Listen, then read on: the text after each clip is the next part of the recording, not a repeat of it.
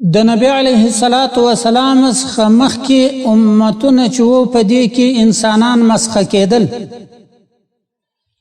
معنا ځینې به کله به بیزوګیان کېدله، څو کله به بیا خنجران سو، کله به په یو بل رنګ کېده، مسخه کېده انسانان. اوس انسانان مسخه کېږي ظاهرا نه د نبی علیه السلام د برکاته څخه، لیکن په باطن کې مسخه راځي، د انسانانو مسخه کېږي. ښکاره به انسان وي، په باطن کې به حیوان وي. ښکاره به انسان وي، باطن به د لیوه وي، یا به باطن د خره وي، یا به باطن د خنجر وي، یا به باطن د بیزو وي، خو ظاهرا به انسان وي. دا ظاهر چې نه مسخه کېږي دا د نبی علیه السلام د برکته څخه، د نبی علیه السلام د امت څخه دغه مسخه کېدل پورته سوي دي.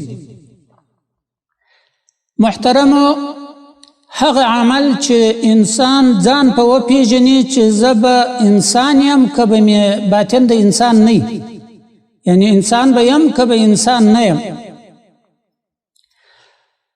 هغه عمل دا دی چې یو سړی ګناه کوي، په دغه ګناه باندې د خوا نه بدېږي.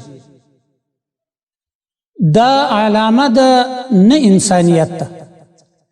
یو سړی چې نیکی کوي دی په دا نیکی باندې نه خوشحاله کېږي، دا علامه د نه انسانیت ده.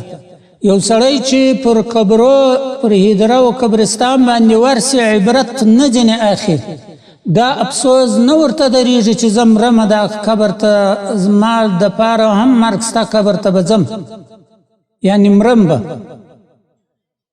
نو دا علامه د انسانیت نه ده. دغه درې علامې که په چا کې موجودې وي، دا بیا انسان نه دی. ظاهر یې د انسان دی، باطن یې د انسان نه دی.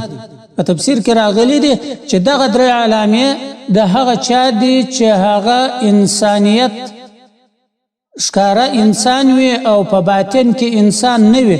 که چیرې یو سړي ګناه کوله، خوا یې په بدېدله، او نیکي یې کوله، په خوشحاله کېدی، او قبرو هدرې لره ورلی، په عبرت یې په اخیستی، خوابدی کېدی، بس دی په ځان پوه سي چې دا انسان دی، معنا چې زه انسان یم، دا دی و ځان ته ووایي. او که دغه نه بیا دا انسان نه دی، بیا ظاهر یې د انسان دی، باطن یې د حیوان دی.